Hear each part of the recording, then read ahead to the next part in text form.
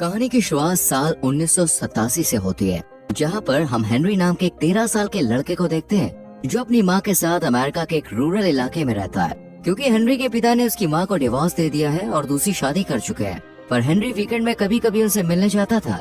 Henry की माँ काफी उदास और अकेली रहती है, जिस बात से हेनरी परेशान होता है। वो अपनी माँ को हर खुशी देना चाहता है। वो बहुत समझदार होता है। उसे मालूम था कि उसकी माँ उसके लिए बहुत कुछ करना चाहती है, पर हेनरी की माँ जब भी कोई काम करती है तब उनका हाथ कांपने लगता है और घर का कई सारा सामान खराब हो जाता है, जिसे उसकी माँ खुद ठीक नहीं कर सकती थी। लेकिन हेनरी अपनी माँ के डिप्रेशन को दूर करने के लिए उनके साथ डांस करता था, उन्हें नई नई डिशेस बनाकर खिलाया करता था। एक दिन हेनरी की माँ अपने बेटे के साथ शॉपिंग करने जाती है। वो किसी भी अजनबी से बात करने से डरती है, इसलिए वो अपने बेटे को अपने साथ लाई थी। हेनरी स्टोर में मैगजीन देखने लगता है, तभी उसके पास फ्रैंक नाम का आदमी आता है। वो घायल होता है। हेनरी फ्रैंक से कहता है कि क्या वो उसे लिफ्ट दे सकता है। इस पर हेनरी मान जाता है। वो उसे अपनी माँ के पास ले जाता है। तब हेनरी की माँ कहती है कि हम तुम्हें लिफ्ट नहीं दे सकते। तब फ्रैंक हेनरी के गले पर हाथ रखता है, यानी कि धमकी देता है। तब हेनरी की माँ ना चाहते हुए भी फ्रैंक को गाड़ी में बैठा लेती है। वो पूछती है कि उसे कहाँ जाना है। फ्रैंक कहता है कि उसे वो अपने घर रुकने दे, वो बस कुछ देर आराम करके चला जाएगा। हेनरी की माँ उसके पेट पर खून के निशान देखकर इसके बारे में पूछती है। तब फ्रैंक बताता है कि वो 15 साल से जेल में था और आज जेल के हॉस्पिटल में उसका अपेंडिक्स का ऑपरेशन था, पर वो हॉस्पिटल की खिड़की से कूदकर भाग गया। ये सब सुनकर हेनरी और उसकी माँ डर जाते हैं, पर इनके पास कोई रास्ता भी नहीं होता, इसलिए वो फ्रैंक को अपने घर लाते हैं। हेनरी की माँ पूछती क्या तुम हमें चोट पहुँचाओगे। फ्रैंक कहता है उसने कभी भी किसी को चोट नहीं पहुँचाई है और अभी तो वो जेल से भागा है, फिर से वो ऐसी कोई गलती करके जेल नहीं जाना चाहता। वहीं घर में टीवी पर वो लोग न्यूज में देखते हैं कि पुलिस फ्रैंक को ढूंढ रही है, जो कि एक क्रिमिनल है। उसे बहुत ही खतरनाक बताया जा रहा है। फ्रैंक कहता है कि जैसा बताया जा रहा है वैसा नहीं है। वो कहता है कि पुलिस अब ढूंढने के लिए आ सकती है और अगर वो घर में आए तब उन्हें नहीं लगना चाहिए कि तुम दोनों ने मुझे रहने के लिए जगह दी है। इसलिए वो हेनरी की माँ को कुर्सी पर बैठाकर उनके हाथ और पाँव को बांध देता है, पर उन्हें कोई चोट नहीं पहुँचाता। हेनरी को फ्रैंक खुला ही छोड़ देता है ताकि अगर कोई पड़ोसी घर पर आए तब वो उनसे बात कर सके, ताकि किसी को भी उसके बारे में शक ना हो। हेनरी और उसकी माँ भी फ्रैंक की बात मानते हैं। फिर फ्रैंक खाना बनाता है। वो बहुत बढ़िया खाना बनाता है। हेनरी की माँ के पास बैठकर वो खाना खाने लगता है, पर उसकी माँ के हाथ बंधे होते हैं, इसलिए वो उसे खिलाता है और वो भी बिना डरे खाती है। हेनरी ये देखकर अपनी माँ की बताई हुई बातों को याद करता है। उन्होंने बताया था कि जब लोग बड़े होते हैं वो किसी न किसी को अपना बनाना चाहते हैं, पर हेनरी की माँ काफी दिनों से अकेली थी और हेनरी चाहता था कि उनकी जिंदगी में भी कोई आदमी आए जो उनका ख्याल रखे। यहाँ फ्रैंक हेनरी की माँ से पूछता है कि यहाँ से स्टेशन कितनी दूर है। वो कहती है कि ज्यादा दूर नहीं है। फ्रैंक का प्लान होता है कि वो सुबह ट्रेन से भाग जाएगा। इसके बाद फ्रैंक हेनरी की माँ को बेड से बांध देता है और खुद नीचे सोता है। हेनरी छुपकर ये सब देखता है। अगली सुबह फ्रैंक हेनरी की माँ को खोल देता है और कहता है कि वैसे भी अब यहाँ से वो जाने वाला है। पर फ्रैंक को न्यूज़पेपर से पता चलता है कि वीकेंड हॉलिडे की वजह से ट्रेन चल नहीं रही है, इसलिए वो आज यहाँ रुकने का फैसला करता है। फ्रैंक नहीं चाहता कि वो उन लोगों के ऊपर बोझ बन जाए, इसलिए वो घर का काम करने लगता है, जैसे साफ सफाई और घर का छोटा मोटा काम वो कर देता है। फ्रैंक हेनरी को बेसबॉल खेलना सिखाता है। फिर शाम को जब उनका नेबर घर के डोर पर आता है तब फ्रैंक हेनरी की माँ को पकड़ लेता है और हेनरी से कहता है कि मेरे बारे में कुछ मत कहना। हेनरी दरवाजा खोलता है तब पड़ोसी उसे कुछ एप्पल्स देता है। वो उससे उसकी माँ के बारे में पूछता है। हेनरी कहता है कि वो नहा रही है। तब वो कहता है तुम्हें ऐसे दरवाजा नहीं खोलना चाहिए, तुमने टीवी नहीं देखी, एक क्रिमिनल जेल से भाग गया है। वो उसे वार्न करके यहाँ से चला जाता है। इसके बाद हेनरी की माँ फ्रैंक के ऊपर गुस्सा करती है और उसके बेटे से ऐसा काम करवाने से मना करती है, साथ ही उसे दूर रहने को कहती है। हेनरी और उसकी माँ को लगता है कि भले ही फ्रैंक ने कोई गुनाह किया हो, पर उसका बिहेवियर बहुत अच्छा है, वो इन्हें चोट नहीं पहुँचा सकता है। पड़ोसी ने जो कई सारे सेब दिए होते हैं वो जल्द ही खराब होने लगते हैं, इसलिए हेनरी की माँ उन्हें फेंकने ही वाली होती है। तो फ्रैंक कहता है कि उसके पास एक आइडिया है। वो सेब छीलकर केक बनाने की तैयारी करता है। फ्रैंक हेनरी और उसकी माँ को इसकी रेसिपी सिखाता है और ये तीनों मिलकर केक बनाने में लग जाते हैं। जब हेनरी की माँ के हाथ कांपने लगते हैं तब फ्रैंक उनके हाथ पकड़कर उन्हें शांत करता है और ये दोनों करीब आने लगते हैं। हेनरी की माँ भी बहुत दिनों से अकेली थी, इसलिए वो फ्रैंक को खुद से दूर नहीं करती। ये चीज हेनरी भी देख पाता है, पर उसे पता नहीं होता कि ये सही है या नहीं। रात में फ्रैंक घर के पास से पुलिस को गुजरता हुआ देखता है। उसे लगता है कि पुलिस घर में तलाशी लेने आ सकती है, इसलिए उसे यहाँ से जाना चाहिए। पर हेनरी की माँ नहीं चाहती कि वो अभी यहाँ से जाए। वो उसे 1-2 दिन और रुकने को कहती है। वो कहती है तब तक फ्रैंक का घाव भी ठीक हो जाएगा। हेनरी भी इस बात से सहमत होता है, इसलिए फ्रैंक मान जाता है। कुछ देर बाद फ्रैंक और हेनरी की माँ एक साथ बेड पर होते हैं और वो दोनों क्लोज हो जाते हैं। अगली सुबह फ्रैंक उठकर घर का काम करने लगता है। वो हेनरी को कार का टायर चेंज करना सिखाता है ताकि उसे दूसरों पर डिपेंड ना रहना पड़े। फिर जब शाम को हेनरी ग्रोसरी स्टोर में सामान लेने जाता है, तब उसकी मुलाकात एक क्लासमेट से होती है जिसे वो पसंद करता है। ये लड़की बहुत समझदार होती है और वो हेनरी को अपनी बातों से इम्प्रेस कर देती है। फिर वो सामान लेकर काउंटर पर जाता है। उसके सामान में रेजर भी था, इसलिए दुकानदार पूछता है कि ये क्या तुम्हारे लिए? हेनरी थोड़ा सोचकर बोलता है हाँ। इसके बाद वो घर आते वक्त देखता है कि रास्ते में पुलिस फ्रैंक के पोस्टर लगा रही है और हेनरी को सावधान रहने को कहती है। हेनरी जब घर आता है तो वो देखता है कि उनकी पड़ोसन घर में हेनरी की माँ को ढूंढ रही है। तभी फ्रैंक हेनरी को पकड़ लेता है और उसकी माँ पड़ोसी से बात करने जाती है। वो कहती है कि उसे काम से बाहर जाना है, इसलिए क्या वो आज उसके बेटे को अपने साथ रख सकती है। पड़ोसी का बेटा व्हीलचेयर पर होता है जो ठीक से कुछ बोल नहीं पाता है। हेनरी की माँ उसे बहुत बार ना बोलती है, पर पड़ोसी के बार बार रिक्वेस्ट करने पर लास्ट में ना चाहते हुए भी वो उसकी बात को मान लेती है। पड़ोसी के जाने के बाद उसके लड़के के पास फ्रैंक आता है, क्योंकि उसको पता था कि वो कुछ बोल नहीं पाएगा। वो उसके साथ खेलता है। ये लोग गार्डन में बेसबॉल खेलते हैं। फ्रैंक हेनरी की माँ को भी बेसबॉल खेलना सिखाता है।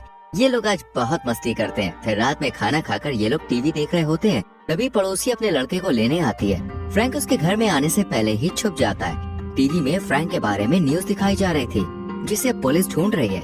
वो लड़का ये देखकर फ्रैंक का नाम लेने की कोशिश करता है, पर वो उसका नाम ले नहीं पाता। ये देखकर हेनरी की माँ डर जाती है, पर पड़ोसी अपने लड़के को यहाँ से लेकर चली जाती है। कुछ देर के बाद हेनरी की माँ और फ्रैंक साथ में होते हैं। ये दोनों अब एक दूसरे को पसंद करने लगे थे और ये फैसला करते हैं कि ये यहाँ से कनाडा जाकर अपनी नई जिंदगी की शुरुआत करेंगे। पर हेनरी की माँ को डर था कि हेनरी के पिता अपने बेटे को उसके साथ आने देंगे या नहीं, इसलिए वो सोचती है कि वो उन्हें बिना बताए ही हेनरी को लेकर यहाँ से चली जाएगी। यहाँ पर हेनरी की माँ फ्रैंक को अपने पास्ट के बारे में बताती है। वो कहती है कि जब उनकी शादी हेनरी के पिता के साथ हुई तब वो बहुत खुश थी, पर बाद में कई सारे मिसकैरेजेस हुए, जिसके चलते वो डिप्रेशन में चली गई। ये चीज हेनरी के पिता को पसंद नहीं आई और उन्होंने उन्हें डिवोर्स दे दिया। पर बाद में हेनरी की माँ ने हेनरी को जन्म दिया, जिसके चलते उन्हें जीने का दूसरा मौका मिला। यहाँ फ्रैंक भी अपनी कहानी बताता है कि वो एक लड़की से मिला और दोनों ने एक दूसरे से शादी भी की। उनकी एक बेटी हुई, लेकिन फ्रैंक को पता चला कि ये बेटी उसकी नहीं है। उसकी पत्नी किसी और के साथ रिलेशनशिप में थी और उसे धोखा दे रही थी। फ्रैंक अपनी पत्नी को डिवोर्स देना चाहता था, लेकिन उसकी पत्नी ने अपनी ही बेटी को बाथ टब में डाल के मार डाला, जिससे गुस्सा होकर फ्रैंक ने उसे जब धक्का दिया तब वो सीढ़ी से गिर गई और अनजाने में उसकी पत्नी की मौत हो गई। फिर पुलिस ने आकर उसे अपनी पत्नी और बेटी के खून के जुर्म में पकड़ लिया। अगली सुबह हेनरी की माँ हेनरी को बोलती है कि वो तीनों कुछ ही दिनों में कनाडा शिफ्ट होने वाले हैं, पर हेनरी ये सुनकर खुश नहीं होता। तब उसकी माँ उसे लाइब्रेरी में जाकर कुछ बुक्स लाने को कहती है, क्योंकि उन्हें कनाडा के वीजा से रिलेटेड कुछ जानकारी चाहिए थी। इसके बाद हेनरी लाइब्रेरी में जाता है और अपनी माँ की बताई हुई बुक लाता है। तभी उसकी मुलाकात उसी लड़की से होती है जिसे वो पसंद करता है। हेनरी उससे पूछता है कि तुम यहाँ पर किसके साथ रहती हो? वो कहती है कि उसके माता पिता का डिवोर्स हो चुका है और उसकी माँ ने अपने बॉयफ्रेंड से शादी कर ली है। वो अभी अपने पापा के साथ रहती है। हेनरी बताता है कि उसकी माँ का अभी एक बॉयफ्रेंड बना है, जिस पर वो लड़की कहती है कि तुम्हें उसे घर से बाहर कर देना चाहिए, नहीं तो वो दोनों शादी करके तुम्हें छोड़ देंगे। पर हेनरी को यकीन था कि फ्रैंक ऐसा नहीं है और उसकी माँ भी उसके साथ ऐसा नहीं करेगी। फिर वो घर पर बुक लाता है। रात में हेनरी के पापा उसे रेस्टोरेंट में लेके जाते हैं, जहाँ उनके भी बच्चे होते हैं। हेनरी के पापा पूछते हैं उसे कौन सा स्पोर्ट्स खेलना पसंद है। वो कहता है कि मुझे डांस करना पसंद है। ये बात हेनरी के पापा को पसंद नहीं आती। वो कहती है, देखो तुम्हारी माँ को डांस करना पसंद है, पर इसमें कुछ भी नहीं रखा। फिर उसके पापा हेनरी को घर छोड़ देते हैं। वो घर में फ्रैंक और अपनी माँ को तेज म्यूजिक पर डांस करते हुए देखता है, पर वो नाराज होता है। वो उनके साथ कनाडा नहीं जाना चाहता है, पर हेनरी की माँ उसे अकेला नहीं छोड़ सकती।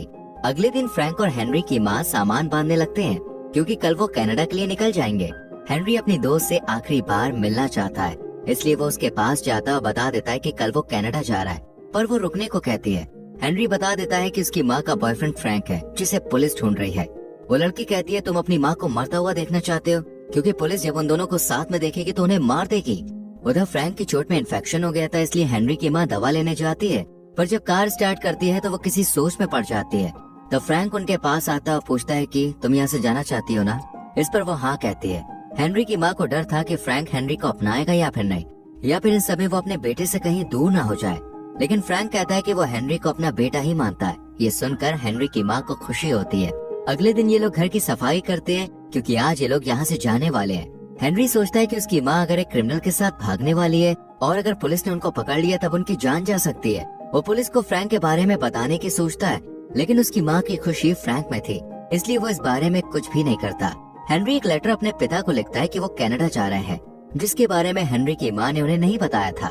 हेनरी चुपचाप घर से बाहर जाता है और अपने पापा के घर के मेल बॉक्स में लेटर छोड़ देता है। फिर वो जब घर आ रहा होता है तब एक पुलिस ऑफिसर वहाँ से गाड़ी लेकर गुजर रहा होता है।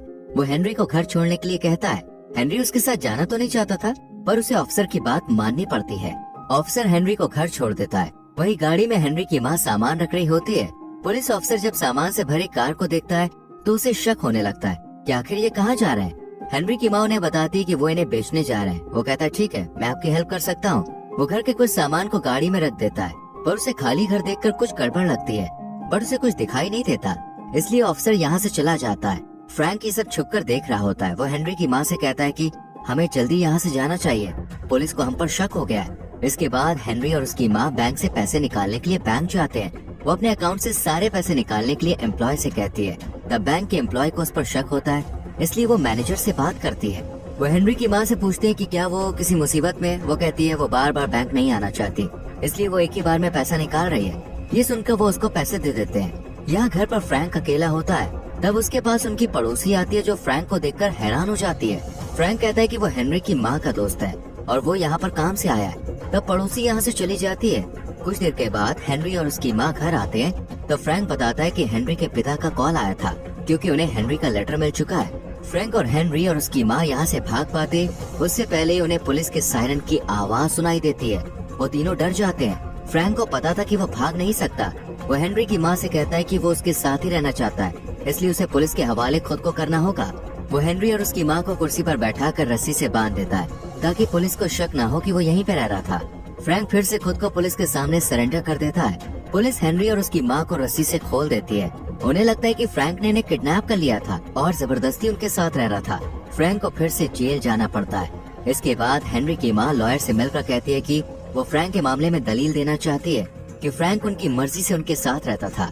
लेकिन लॉयर उन्हें चेतावनी देता है कि अगर वो ऐसा करती है तो हेनरी को उनसे दूर करके उसके पिता के पास भेज दिया जाएगा और हेनरी की माँ को भी सजा हो सकती है, क्योंकि उन्होंने एक मुजरिम को घर में पनाह दी थी। कुछ दिन के बाद हेनरी की माँ अपने बेटे को उसके पिता के पास भेज देती है ताकि वो पढ़ लिख कर आगे बढ़ सके।